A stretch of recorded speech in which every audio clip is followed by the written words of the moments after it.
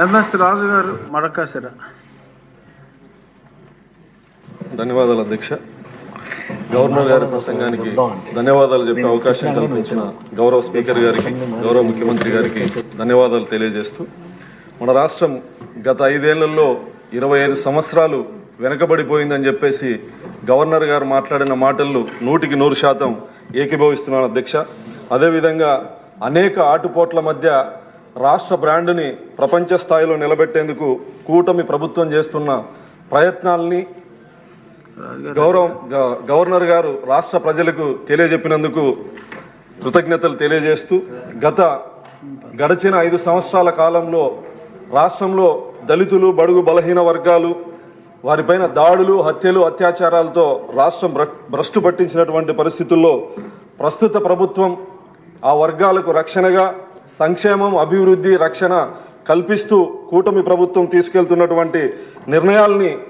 Governor గారు తెలియజెప్పినందుకు మరొకసారి ధన్యవాదాలు తెలియజేస్తూ, అదేవిధంగా గతంలో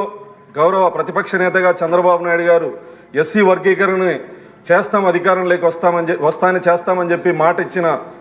విధంగానే ఏకసభ్య కమిషన్ వేసి ఈరోజు రాష్ట్రంలో అన్ని జిల్లాల్లో పర్యటించి త్వరలో నివేదికని ప్రభుత్వానికి సమర్పిస్తాదని గవర్నర్ గారు చెప్పినందుకు, అదేవిధంగా ఇచ్చిన మాట కట్టుబడి రాష్ట్ర ముఖ్యమంత్రి ఎస్సీ వర్గీకరణ చేయబోతున్నందుకు రాష్ట్రంలో విద్యా, ఉద్యోగ, ఆర్థిక, సామాజిక, రాజకీయ రంగాల్లో వెనుకబడినటువంటి దళితుల్ని అన్ని రంగాల్లో అభివృద్ధి చేసేకి ఎస్సీ వర్గీకరణ ఉపయోగపడుతుందని దాన్ని చేస్తున్నటువంటి చంద్రబాబు గారికి ఆ వర్గాల నుంచి వచ్చిన వ్యక్తిగా కృతజ్ఞతలు తెలియజేస్తానని అధ్యక్ష. అదేవిధంగా గత 5 సంవత్సరాల్లో దళిత సంక్షేమం, గిరిజన సంక్షేమం, బడుగు బలహీన వర్గాల సంక్షేమాన్ని పూర్తిగా నిర్వీర్యం చేస్తే ప్రస్తుతం కూటమి ప్రభుత్వం, గౌరవ ముఖ్యమంత్రి గారు ఈ సంక్షేమంతో పాటు అభివృద్ధిని కూడా రాష్ట్రంలో ముందుకు తీసుకెళ్లే విధంగా ప్రణాళికల్ని గవర్నర్ గారు స్పష్టంగా ఆంధ్ర ప్రజలకి తెలియజెప్పడం జరిగింది. అయితే ఈ ప్రయత్నాన్ని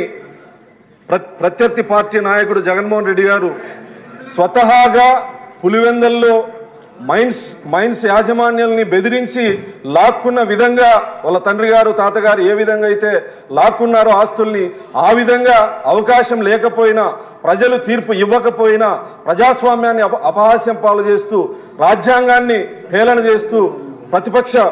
హోదా కావాలని చెప్పేసి నిన్నటి రోజు డిమాండ్ చేయడం ఇది హాస్యాస్పదం. ఇది ప్రజల్ని అగౌరవపరచడం, ప్రజాస్వామ్యాన్ని అగౌరవపరచడం, అదేవిధంగా రాజ్యాంగాన్ని అగౌరవపరచడమే అవుతుంది. కానీ ప్రజలు ఇవ్వాల్సినటువంటి హక్కుని మీరు బెదిరిస్తేనో, నలుగురు వచ్చి ధర్నాలు చేస్తేనో రాదని చెప్పి గౌరవ పులివెందుల శాసనసభ్యుడికి తెలియజేస్తూ ఈ అవకాశం ఇచ్చిన మీకు ధన్యవాదాలు తెలియజేస్తాను అధ్యక్ష.